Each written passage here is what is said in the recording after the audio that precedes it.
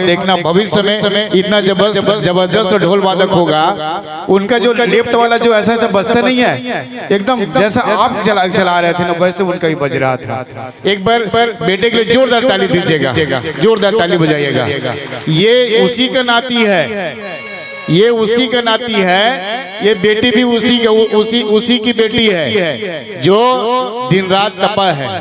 रोज रात 12 को गजर हुआ करता था और यातनाओं के अंधेरे में सफर हुआ करता था।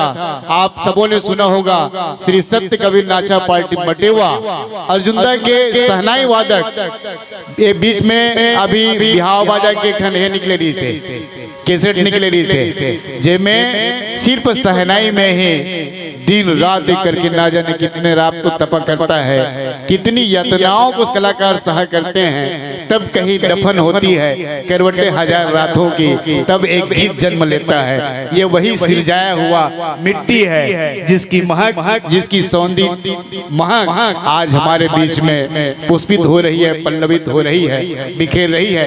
एक बार निवेदन समस्त श्रोता वृंद की ओर से, बरसे भरतरी की लोक गायिका हमारे बीच नहीं रही। लोग आते हैं, जीते हैं, चले जाते हैं, लेकिन कुछ कलाकृतियां समय के संग आज भी स्मृतियों में है, उनकी साधना में है।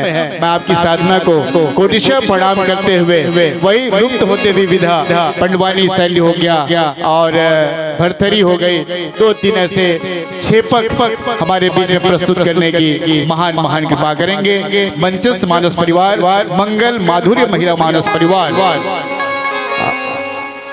गुरामी, चिखली, गरियाबंद। अब क्या है, प्रैक्टिस ज्यादा गुरामी का हो गया है। अब चिखली वाले कल ससुर जी आएंगे, आज बहू को भेज दिए हैं, है ना। जयशंकर मानस परिवार खुडगांव चिखली पहुंचने वाली है ना। चलिएगा, बहुत बहुत धन्यवाद।